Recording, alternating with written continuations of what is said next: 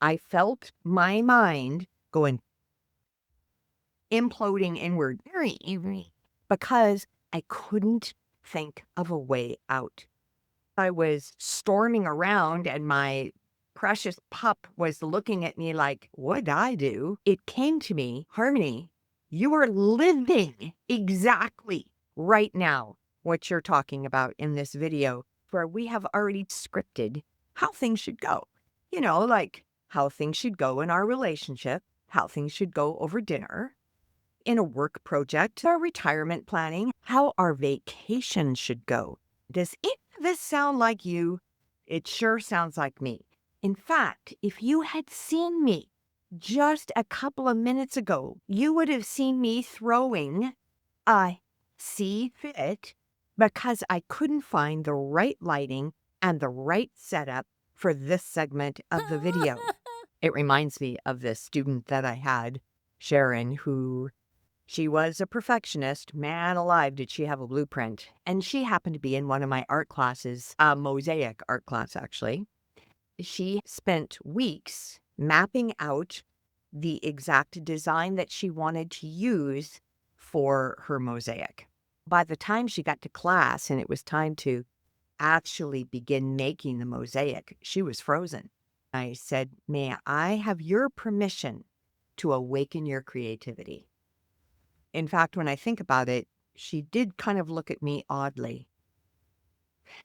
Nonetheless, she gave me permission, and I took everything that she had on the paper and I just lifted the paper up and dropped all those pieces on the table.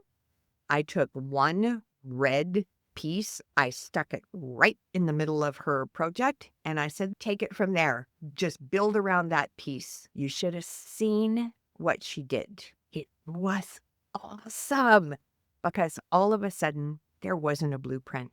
There was just a yes. Then there's the stagnant water log. The stagnant water log is when you are waiting for water to pour from your pipes. You wait until the beautiful mountain stream holy water comes pouring down into your pipes. Then you're going to turn them on and it's going to be fantastic. You're going to be in the flow, except it doesn't work. Any of you know what's going to happen? Yes. Yes, the boy in the back. No, the water will rust the pipes. The pipes will become useless if you let them sit there long enough because the water won't get better unless it flows. If the water gets dammed up and it can't flow, that water is going to stagnate and it's going to stink. And there's nothing creative about it. It's just decaying. It's going in the opposite direction. This is not what you want to do. So how does that relate to your creative energy?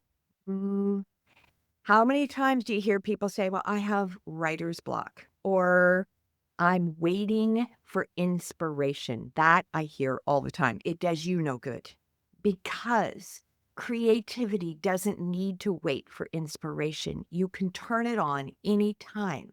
The key is not to wait until you get inspired to get yourself off the couch. The key is to get off the couch.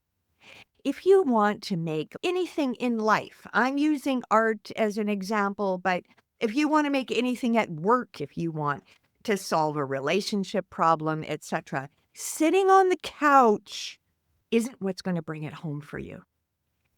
It's when you start moving, even the slightest movement. Put on your shoes, get out the door, and the flow that is inside of you will match your action. Now, my personal favorite. Hey, hi. I'm just looking at my future. I call it the binocular dilemma. And that is that we're so busy looking at what we want to happen in the future, in the distance.